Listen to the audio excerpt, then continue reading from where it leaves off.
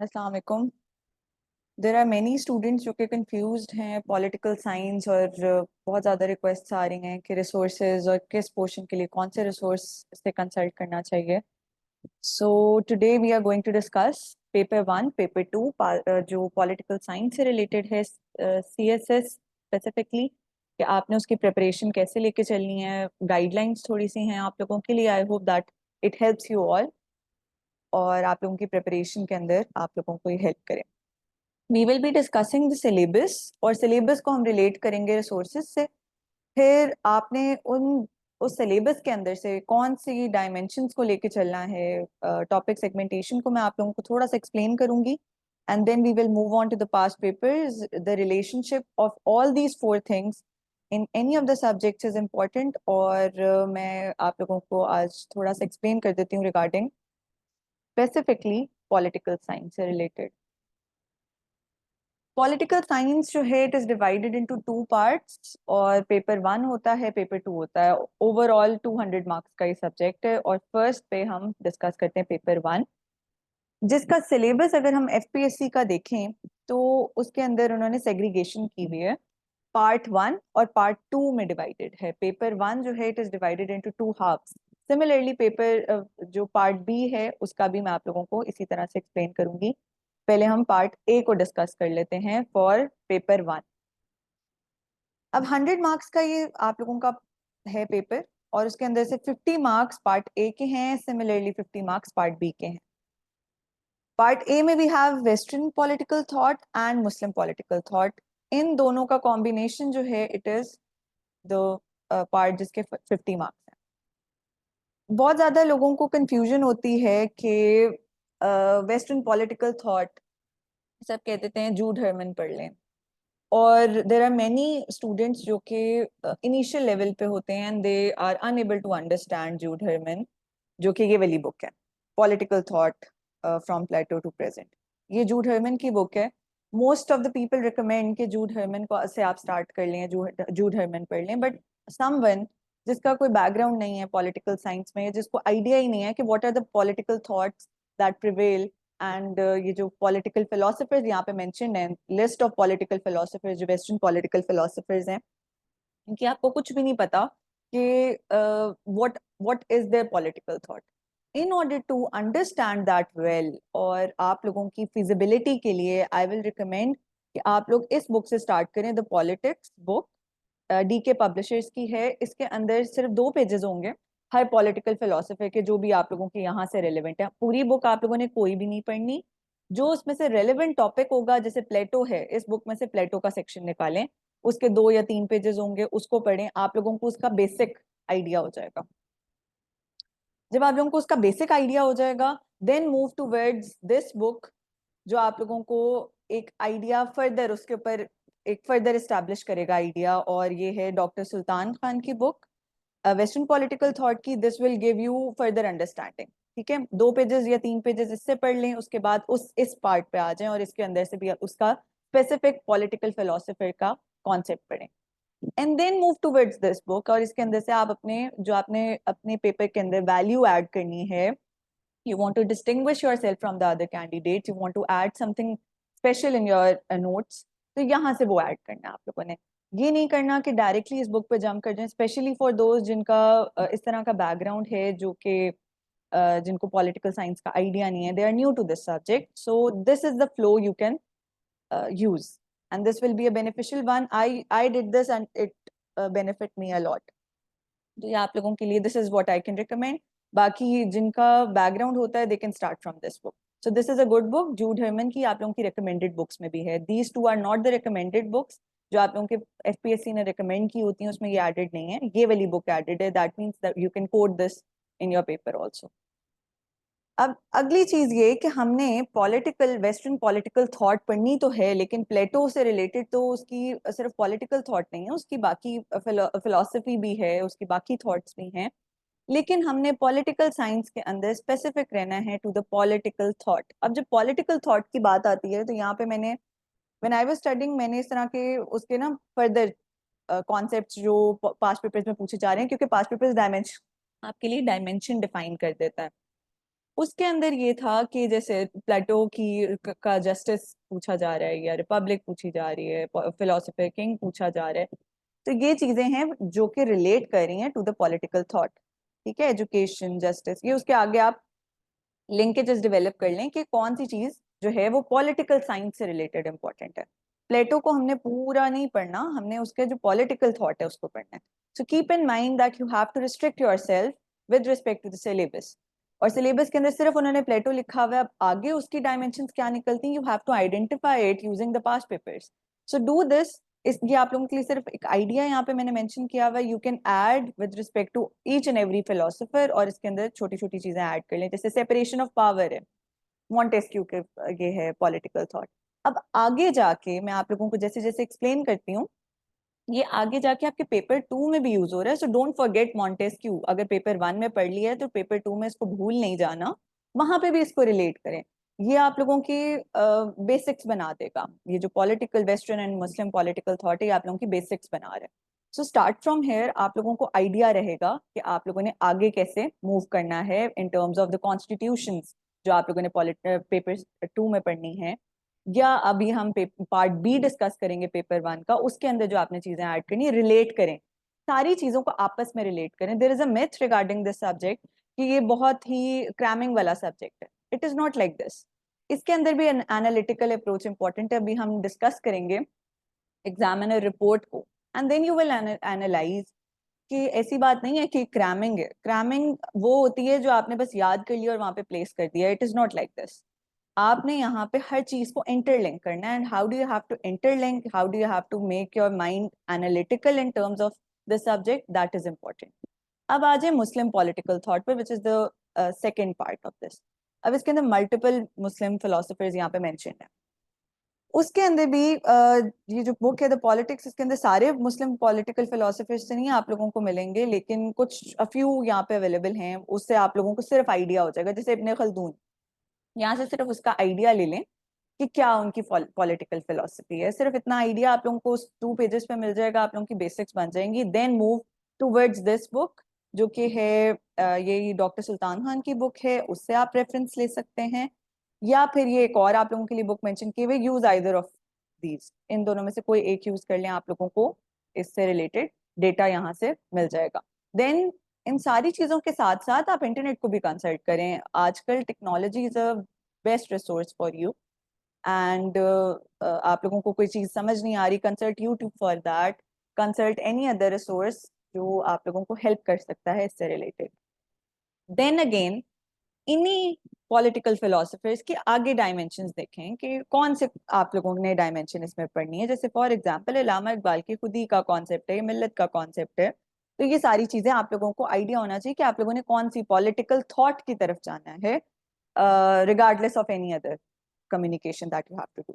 So this is what I can recommend you all. Then coming towards the part B of this paper, उसके अंदर हमारे पास अब ये different points यहाँ पे मेंशन है। State system, political concept, western और इस्लामिक। अब आप देख लें कि वेस्टर्न और इस्लामिक अभी हम पॉलिटिकल फिलोसफर्स पढ़ के आ चुके हैं। जब आपने वो पढ़ लिया, then you know the basics of these and you can relate it with each and every point mentioned here. तो वहां से जो पॉलिटिकल फिलोसफर्स पढ़े उनको यहाँ पे आके भूल नहीं जाना, यहाँ पे उनको रिलेट करना है। स्टेट सिस्टम है, स्टेट सिस्टम के अंदर भी जो ये नेशन स्टेट सिस्टम का कॉन्सेप्ट है, Islamic concept of state and उम्मा है, ये सारी चीजें आपके पॉलिटिकल फिलोसफर्स ने भी दी हैं। वो हिस्ट्री का पॉइंट है and you have to add it है, क्योंकि उन्होंने अगर इन चीजों के अंदर कोई ना कोई इन्फ्लुएंस दिया है, that means it is important with respect to political science and we have to add it है। तो ये चीज भूलनी नहीं है, इनके अंदर भी आपने वही चीजें ऐड करनी है।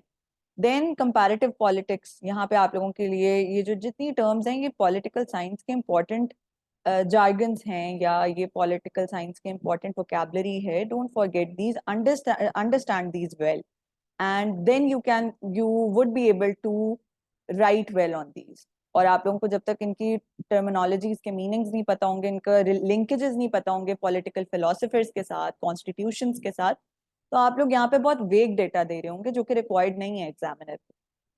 Then again we have political participation, political institution and the role of government, forms of government। अब ये जितनी forms of government है ना, ये आगे आप लोगों के पेपर 2 में भी लिंक करनी है। सिमिलरली ये वो वाले फॉर्म्स ऑफ गवर्नमेंट हैं जो कि लिंक करेंगे आपके वेस्टर्न और मुस्लिम पॉलिटिकल थॉट में भी।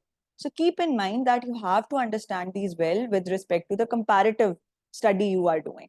नॉट जस्ट ये नहीं करना कि स्टिक कर जाएं बस इधर ये जो पढ़ रहे हैं इसके अंदर ही बस वेग सा डेटा यहाँ पे प्लेस करते जाएं। Make your mind analytical with respect to this. Then again we have political ideology, local self government. ये सारी वो चीजें हैं जो कि आप लोगों को हेल्प करेंगी पेपर 2 में भी, एंड सिमिलरली लिंक करें इनको पेपर 1 के पार्ट ए के साथ। इसके लिए I will recommend, this is a very good book, Mazharul हक की बुक। इसके अंदर जब आप लोगों ने अपने बेसिक्स को एस्टैब्लिश कर लिया ना, वो जो स्टार्ट में हमने डिस्कशन की है उनसे, और वो आपने स्पेसिफिक पढ़ना है जो कि आप लोगों के सिलेबस के पार्ट में है। No irrelevant study is required, ठीक है? जो आप लोगों के पार्ट सिलेबस के अंदर मेंशन है that is your checklist, follow that, और उसके अंदर से टेबल ऑफ कंटेंट्स में से वही पॉइंट सर्च करें और उसी को पढ़ें आगे। देन वी हैव मजरुल हक, this is a very good book. और ये सारे जितने हमने यहाँ पे पॉइंटर्स की बात की है, ये वाले भी, इवन जो आप लोगों ने पॉलिटिकल फिलोसफर्स पढ़े होंगे ना, आगे इसको इसकी एक्सप्लेनेशन भी यहाँ पे मिल जाती है। So this is a very good book, a very good resource that you can use. And other than that, you can use the internet and don't forget to use that. तो ये आप लोग इस तरह से अपने सीक्वेंस को इस तरह से एस्टैब्लिश कर लेंगे, आप लोगों के लिए पढ़ना आसान हो जाएगा इस सब्जेक्ट को। Political science is the mother of social sciences, and this will help you in each and every subject, even in the subject of essay. So इसको अच्छे तरीके से पढ़ने की कोशिश करें। अब मैंने जो आप लोगों को तरीका बताया है ना, वो यहाँ पे भी नजर आ रहा होगा आपको कि जैसे यूटिलिटेरियन स्कूल है, अभी हमने यहाँ पे डिफरेंट चीजें जो देखी हैं, यहाँ पे अगर हम इन्हीं कॉन्सेप्ट को रिलेट भी कर रहे हो, तो ये सारी चीजें जो हैं, फॉर एग्जांपल ये रियलिस्टिक या यूटिलिटेरियन या Marxist school of thought, communism, ये सारी चीजें आप लोगों ने जो पहले पार्ट ए में पढ़ा वो पार्ट बी में लिंक होगा, और फिर आप लोगों का एक होलिस्टिक आंसर प्रिपेयर हो सकता है। So this is how you will do. इन चीजों को फिर आपने रिलेट करना है करंट डायनामिक्स से। हर चीज को सिर्फ पढ़ने की हद तक हिस्ट्री में नहीं रह जाना, या उसके फैक्ट्स एंड फिगर्स उस तरह के नहीं रखने कि जो बहुत ही वेग डेटा लगे, जिसके अंदर कोई आप सब्सटैंशिएट नहीं कर रहे अपनी बातों को। सो keep in mind the current dynamics कि कहाँ पे कौन सा सिस्टम प्रिवेल कर रहा है, कहाँ पे कौन सा कॉन्स्टिट्यूशन का सिस्टम है, या कहाँ पे कौन सा गवर्नमेंट का सिस्टम है, किस तरह की स्टेट्स प्रिवेल करती हैं। स्टार्टिंग फ्रॉम ये state system started at the time of treaty of Westphalia, और उसके बाद जो चीजें जिस तरह से चेंज हुई, उसके अलावा वर्ल्ड वॉर 2 के बाद क्या चेंजेस हुई, करंट डायनामिक्स क्या चल रहे हैं, स्टेटलेस सिस्टम क्या होता है, या स्टेट्स वाले सिस्टम है तो उसके अंदर क्या है, या स्टेट के आपस में जो राइवलरीज हैं वो किस तरह से हैं। इन सारी चीजों को आप लोगों ने देखना है with respect to the current dynamics. And you are, if you are a good candidate for CSS, आप लोग करंट अफेयर्स पढ़ रहे हैं, आप पाक अफेयर पढ़ रहे हैं, you are studying other subjects as well, so you know what is happening around the world, आप अखबार पढ़ रहे हैं या रिसर्च पेपर्स पढ़ रहे हैं, you know that. And now how do you have to relate it, वो अब आप लोगों का एनालिटिकल माइंड हेल्प करेगा। तो लिंकेजेस डेवलप करनी है आपने, लिंकेजेस हर ये जो आपने पार्ट पढ़ना है, ए को बी से लिंक करना है, फिर ए और बी का जो पेपर 1 का ए बी पार्ट है उसको आपने पेपर 2 से लिंक करना है। This is how you have to do. फिर हम आ जाते हैं पेपर 2 की तरफ, जो कि एप्लीकेशन है। जितना आप लोगों ने पढ़ लिया उसकी एप्लीकेशन है अब यहाँ पे सारी पेपर 2 के अंदर। इसके अंदर भी उसी तरह से सेग्रीगेशन है, लेकिन सेग्रीगेशन 50-50 नहीं है, इसके अंदर 30 एंड 70 की सेग्रीगेशन है, 100 मार्क्स में से 30 और 70 की। The first point here is the comparative and analytical study of political system, जिसके अंदर हमारे पास ये 4 सिस्टम्स हैं। और देखिए उन्होंने कहा कंपैरेटिव एंड एनालिटिकल स्टडी, तो इसके लिए कंपैरेटिव टेबल्स आप लोगों को बहुत हेल्प कर सकते हैं रिटेंशन के लिए। अपनी रिटेंशन को इम्प्रूव करने के लिए टेबल्स बना लें, ताकि आप लोग कंपैरिजन डेवलप कर सकें कि अच्छा यहाँ पे इस तरह का सिस्टम है तो दूसरी तरफ किस तरह का है। Then that will be a very good tool for the analytical aspect as well. ठीक है, तो इसके लिए आप लोग सबसे पहले तो ये काम करें कि इंटरनेट को, for your general understanding internet को यूज करें। डोंट जस्ट एकदम से नहीं करना कि ये जो बुक यहाँ पे मेंशन्ड है फॉरन नहीं इसके ऊपर आ जाना। पहले आपने अपनी जनरल अंडरस्टैंडिंग करनी है, जब आपको समझ आ जाए देन फॉर स्पेसिफिक डिटेल्स। अब मैंने फिर से बताना है आप लोगों को कि इसके टेबल ऑफ कंटेंट्स में देखें, क्योंकि this book is for the constitutional law, और आपने यहाँ पे कॉन्स्टिट्यूशनल लॉ नहीं प्रिपेयर करना, आपने पॉलिटिकल साइंस को देखना, और इसके अंदर जो स्पेसिफिक यहाँ पे बातें लिखी हुई हैं जो 4 यहाँ पे स्टेट्स लिखी हुई हैं, आपने उससे रिलेटेड चीजें इसमें से एक्सट्रैक्ट करनी है. So then after you are done with general understanding, move towards this book. ठीक है, ये आप लोगों को बहुत हेल्प करेगी. इस बुक के अंदर बहुत अच्छे तरीके से उन्होंने सेग्रीगेट की हुई है सारी चीजें, तो बहुत अच्छे तरीके से आपको हेल्प कर देगी. So this is for the specific details. And then again comparative tables बनाएं. एक और चीज ये है कि ये एक बुक आप लोगों के लिए डॉक्टर सुल्तान खान की फिर से मैंने मेंशन की हुई है. दिस इज फॉर, अब यहाँ पे फॉर CSS लिखा हुआ है, दैट मीन्स कि ये वाली इतना कोई अच्छा रिसोर्स नहीं है. इसके अंदर बहुत एक जनरल सी डिटेल्स हैं जो आप लोगों को नेट पे भी मिल जाएंगी. So if you want to read this for your general understanding, अगर इंटरनेट पे रिसर्च करना मुश्किल लगता है ये जो भी, तो आप लोग इस बुक को कंसल्ट कर लें. सो this is a good tool for just the basics. ठीक है, इसके अंदर कोई अच्छी आप लोगों को फैक्ट्स एंड फिगर्स या आप लोगों को अच्छे कंपैरिजन उस तरह से नहीं मिलेंगे.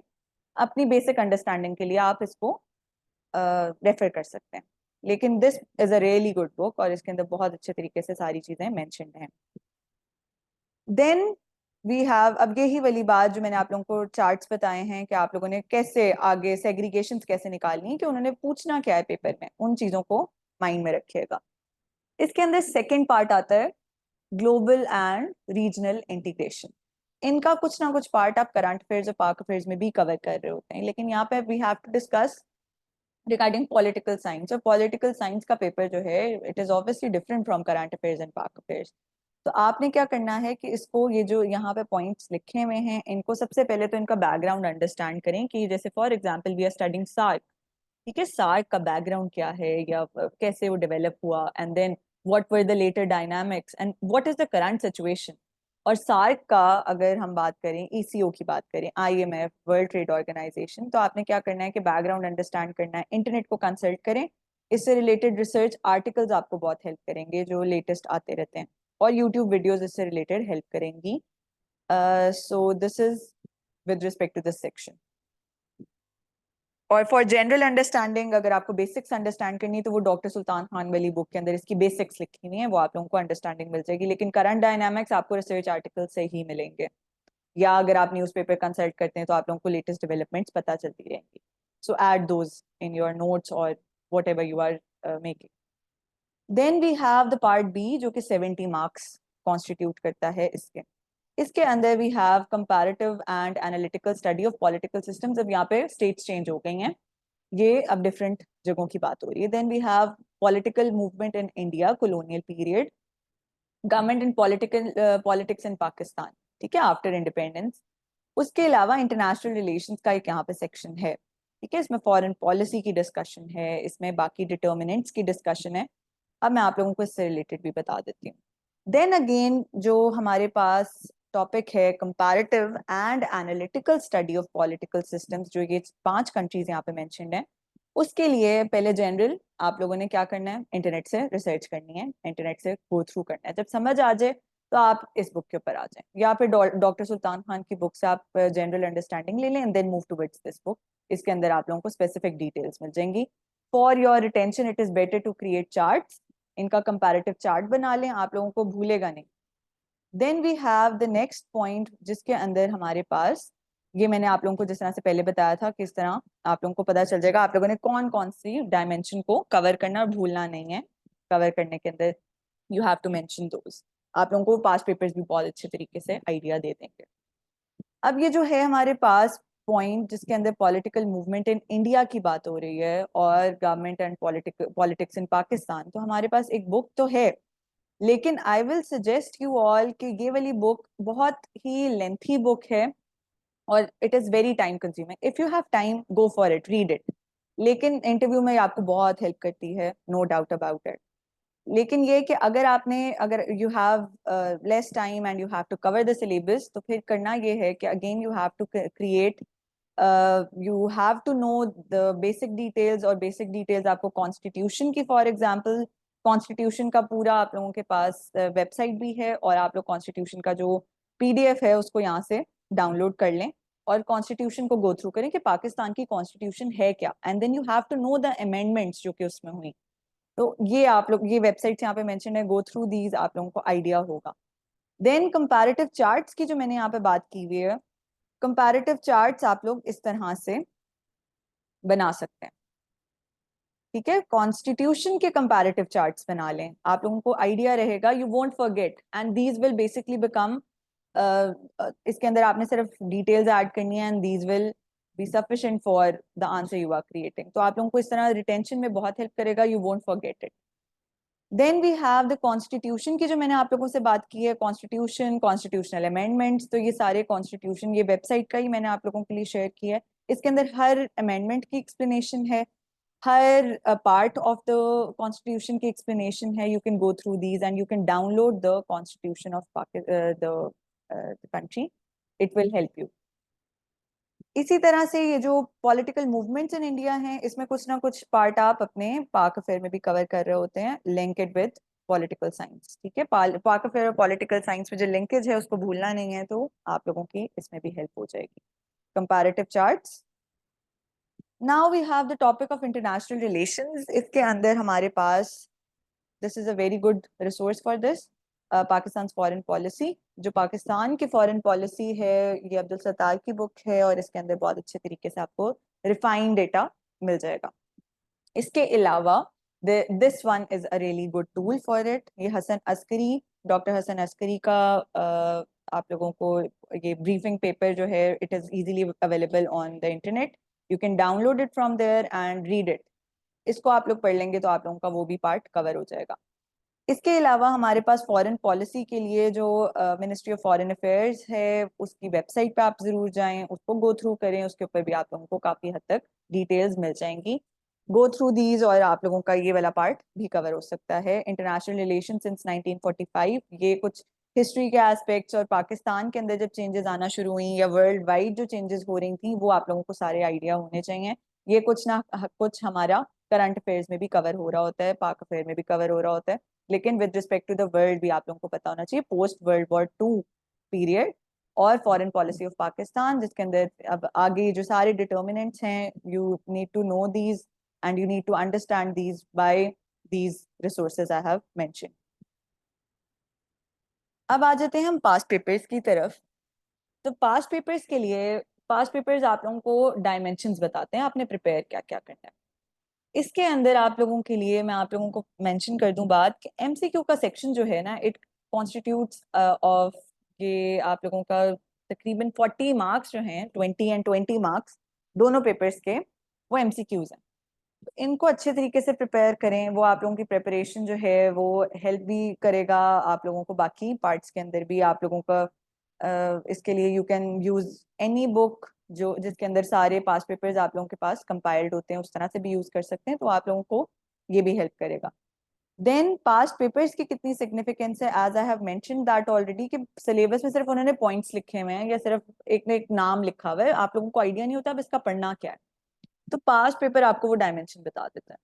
पास्ट पेपर्स जब आपने देखने हैं, पास्ट पेपर का पेपर 1 पेपर 2 देखें, इसमें कितने आपने क्वेश्चन सॉल्व करने हैं, 4 questions, no extra questions are to be solve, और इसमें से भी 4 क्वेश्चंस। तो यू हैव टू अंडरस्टैंड कि यहाँ से 2 क्वेश्चंस आप कर रहे हैं, यहाँ से 2 क्वेश्चंस कर रहे हैं, इसी तरह से यहाँ से, इसी तरह से you have to solve 1 question from here and the rest from here. तो understand the paper, the paper given by FPSC from hair.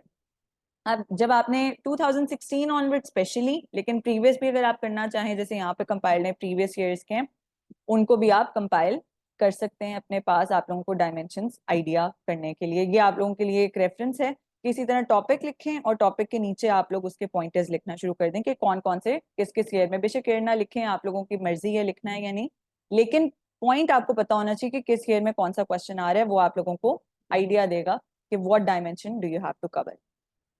Similarly part B अभी 50 मार्क्स कॉन्स्टिट्यूट करता है। इसी तरह आपने सारे पेपर को गो थ्रू करके, स्पेशली 2016 ऑनवर्ड्स 2024 तक के पेपर्स, या जिस ईयर में भी आप अपेयर होना चाह रहे हैं उससे पहले 1 साल पहले तक के पेपर्स आप लोगों ने गो थ्रू कर लेने।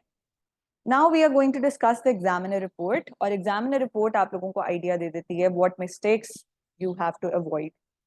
अब एग्जामिनर की परसेप्शन है कि जनरली पुअर है पेपर 1 के अंदर लोगों की परफॉर्मेंस, क्योंकि उसके अंदर स्पेलिंग एंड ग्रामेटिकल एरर्स हैं। जो मेजॉरिटी स्टूडेंट्स हैं उनको की पॉलिटिकल कॉन्सेप्ट्स का नहीं पता और उनकी एप्लीकेशंस का नहीं पता। यही मैं आप लोगों को बात हाईलाइट कर रही थी स्टार्ट में भी, कि आप लोगों को एप्लीकेशंस, कॉन्सेप्ट्स की एप्लीकेशंस का जरूर पता होना चाहिए। और वो कैसे होगा, जब तक आप लिंक करेंगे जब तक आप चीजों को लिंक नहीं करेंगे एप्लीकेशन का आइडिया नहीं होगा. So link all those things as I have mentioned in the beginning.